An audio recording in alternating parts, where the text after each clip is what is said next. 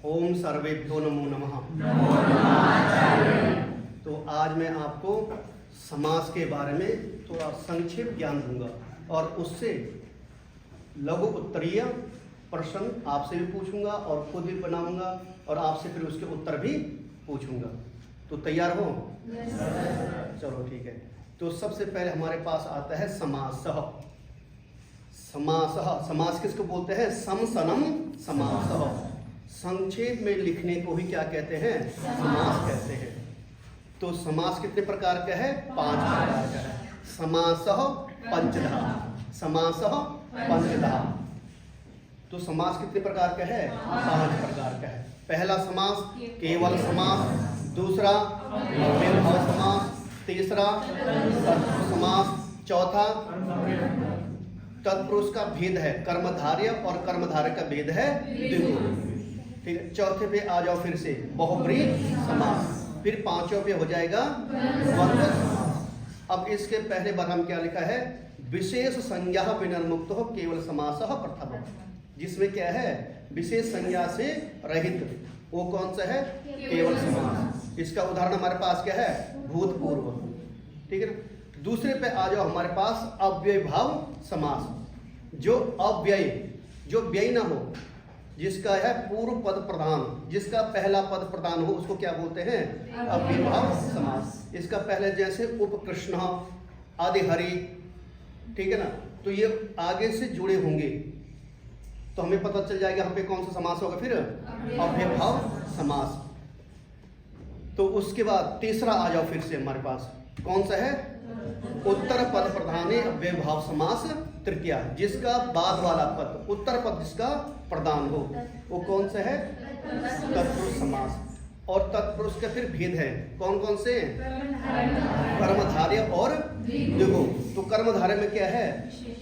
विशेषणम विशेषण बहुलम। इसमें विशेषण और विशेष्य हो। इसका उदाहरण जैसे हमारे पास हो गया नील कमल। क्या हो गया? नील कमल। पहला क्या है? विशेषण। दूसरा क्या है? विशेष्य। किसकी से जो विशेषता बताई। ठीक है। नीली गाय, तो नीला क्या है? विशेषण। और गाय क्या है? विशेष्य। विशेषण और विशेष्य। यहाँ पे कहीं पे उपमा भी आ जाता है। घनश्याम, घन इवह श्यामो, घन के समान श्याम वर्ण वाला। तो यहाँ पे भी कौन सा समास हो जाएगा? कर्मधारय हो जाएगा। और उसके बाद कर्मधारय के बाद हो जाएगा द्विगु, संख्या वाचनो द्विगु, जहां पर पहला हो संख्या और बाद में हो संज्ञा। संख्या और संज्ञा, तो वहां पे क्या हो जाएगा? द्विगु हो जाएगा। परंतु कहीं पे भी याद रखना आगे जैसे नदीभिश्च, नदीभिश्च एक सूत्र है। अगर जहां पे नदीवाचक हो तो वहां पर क्या हो जाएगा? अव्ययभाव समास होगा। जैसे 5 नदी, द्वयोः यमुनयोः समाहारः, 2 यमुनाओं का समाहार, तो वहां पे कौन सा हो जाएगा? अव्यय हो जाएगा। जहां पे नदी से संबंधित होगा तो वहां पर अव्ययभाव समास होगा। तो हमारे पास हो गया। अब आ जाओ चौथे पे, कौन सा है? अन्य पद प्रदाने बहुब्रीहि समासः चतुर्थः। चौथा कौन समास है? बहुब्रीहि। इसका अन्य पद, न इसका पहला पद प्रदान होगा ना बाद वाला, कोई तीसरा ही होगा। जैसे हमारे पास हमने क्या कह दिया? दशानन। क्या है? दशानन। पीतांबर, 10 हैं मुख जिसके। अगर 10 मुख होगा तब नहीं होगा, अगर 10 और मुख होगा तब क्या होगा? संख्या और संज्ञा, तब संख्या हो जाएगी। पर है जिसके, यस्य सह, जहां पे ये जुड़ा होगा तो वहां पे कौन सा होगा? बहुब्रीहि। पीला वस्त्र, केवल इतना हो तब क्या होगा? तब क्या होगा? कर्मधारय। क्योंकि पीला और वस्त्र, वस्त्र की विशेषता बता रहे हैं कि वो वस्त्र कैसा है? पीला है। अगर श्वेत वस्त्र है तब क्या होगा? ये भी वही होगा, क्योंकि वस्त्र के क्या बता रहे हैं? विशेषता बता रहे हैं कि पीला है, सफेद है, नीला है, काली है, गुलाबी है, कैसे है। तो जहां पे अगर ऐसा होगा है जिसका, पीतानि वस्त्राणि यस्य सः, कौन है? भगवान विष्णु। पीले हैं वस्त्र जिसके, पीतानि अम्राणि यस्य सः। तो 10 आननानि यस्य सः। ठीक है। षडानन, 6 हैं मुख जिसके, कौन? कार्तिकीय। लंबोदर, लंबा है उधर जिसका। तो यहाँ पे यश सौ जहाँ पे जुड़ा होगा है जिसके, तो वहाँ पे कौन सा हो जाएगा? बहुब्री समास। अन्य पद, न इसका पहला पद प्रधान है ना बाद वाला पद प्रधान है। इसके बाद आ जाओ, उभय पद प्रधान है, द्वंद्व समास पांचवा है ना, ये कौन सा है? पांचवा द्वंद्व समास। द्वंद्व माने बराबर। उभय पद, इसका पहला पद प्रधान है, बाद वाला भी प्रधान है। तो इस जहां पे दोनों पदों की प्रधानता हो वहां पे कौन सा समास होगा? द्वंद्व समास। जैसे माता चो पिता चो, राम चो कृष्ण चो। फिर इसके आगे इतरेतर द्वंद्व सम हो गया, समाहार द्वंद्व हो गया। इस द्वंद्वों के बारे में फिर आपको मैं बाद में बताऊंगा। तो अब मैं थोड़े आपसे छोटे छोटे क्वेश्चन पूछूंगा, उसका उत्तर देखते हैं कि आप लोगों को कितना आता है। ठीक है, तैयार हो ना? चलो। ज्ञानेन हीनः, इसमें कौन सा होगा?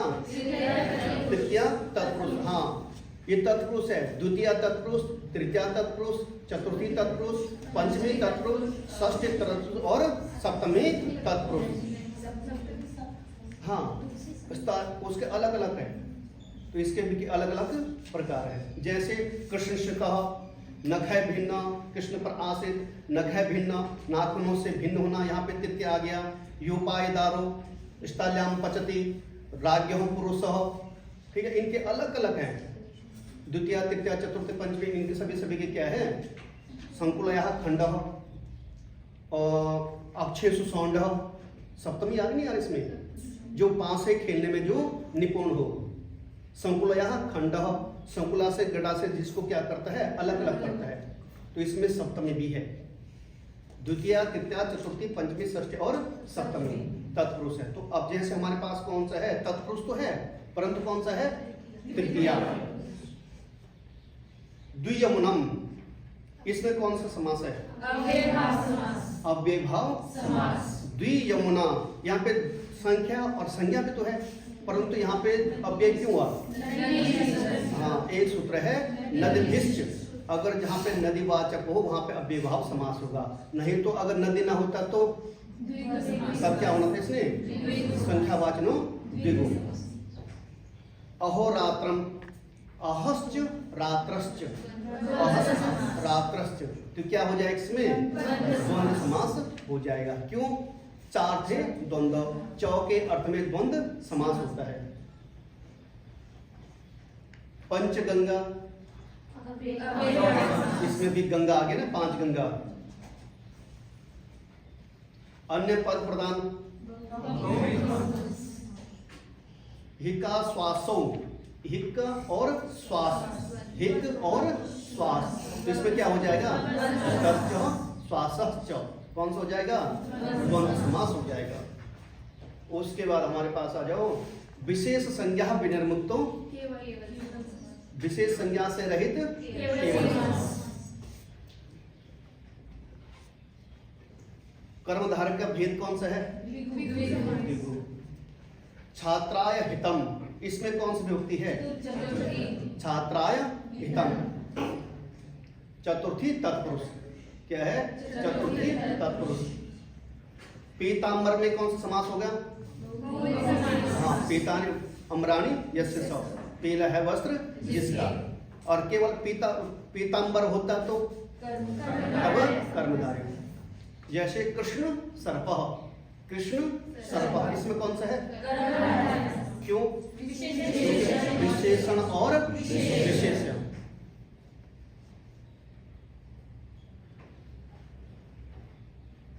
उत्तर पद प्रधान, जिसका उत्तर पद प्रधान हो। जैसे राज्ञः पुरुषः, राजा का पुरुष आदमी है, क्योंकि राजा का हाथी है, घोड़ा है, बैल है, क्या चीज, महल है। क्योंकि बाद में ही स्पर्श होता है कि राजा का आदमी, राजा का सेवक, राजा का घोड़ा। तो इससे पता चल रहा है कि राजा का क्या है। उत्तर पद ही निष्कर्ष निकालता है। ठीक है ना? दिगंबर में समास क्या होगा? हाँ, दिग है वस्त्र जिनके, कौन है? भगवान शिव। संख्या पूर्वो द्विगु, संख्या पूर्वो द्विगु। दशानन में लघु सिद्धांत कौमुदी के अनुसार समास कितने प्रकार का है? हाँ, समासः पंचधा। कर्मधारय समास का भेद क्या है? ठीक है। प्रायः पूर्व पद प्रधान अव्ययभाव समास। नीलकंठ में समास क्या होगा? नीला है कंठ जिसका, कौन? वांशिक। और नीलकंठ अगर केवल पक्षी का नाम भी है, फिर अगर देखो कोई न शास्त्र प्रमाण हो, प्रसिद्ध होने चाहे, लोक प्रसिद्ध हो, कवि प्रसिद्ध हो, तो उसी को ग्रहण करते। नहीं तो नीलकंठ में भी क्या है? पक्षी का भी नाम है, परंतु हम नीलकंठ पक्षी को ना लेकर के भगवान शिव को लेते हैं। जैसे पंकजः, पंकजः, पंक मने कीचड़, जौ मने पैदा होना। जो कीचड़ में पैदा हो तो हम कमल क्यों लेते हैं? क्योंकि वो कवि प्रसिद्ध है और लोक प्रसिद्ध है। लोक प्रसिद्ध और कवि प्रसिद्ध होने के कारण ही हम उसको ग्रहण करते हैं। नहीं तो कीड़े मकोड़े और भी छोटे मोटे फूल होते हैं, उनको नहीं लेते हम। घनश्याम में कौन सा होगा? हाँ, जहां पे उपमा वाचक भी शब्द हो। घन इव श्यामः, घन इव श्यामः, घन के समान, बादल के समान जिनका मुख श्याम वर्ण हो। चंद्रम इव मुखा, चंद्र के समान मुख वाला, मुख वाली। तो क्या है? इसमें भी कौन सा हो जाएगा? कर्मधारय।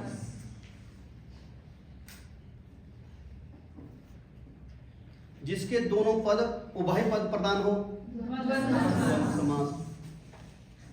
नीलः आकाशः, इसमें कौन सा हो गया? नीलाकाशः।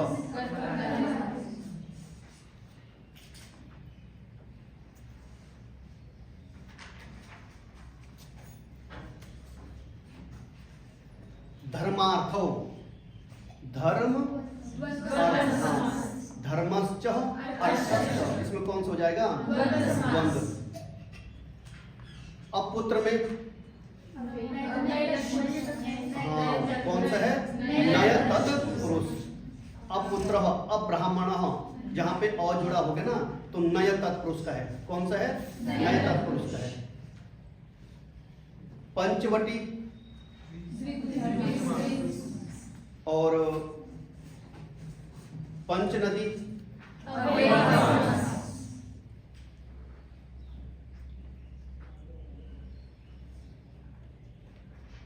चतुर्विंशति में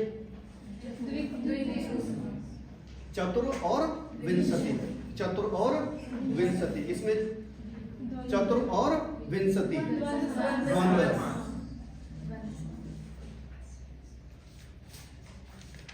पंचपात्र में, पंचपात्र में द्विगु।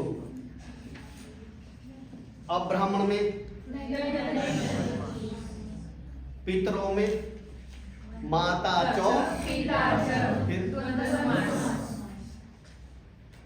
तो यह लगभग तुमने पूरा सही बताया है।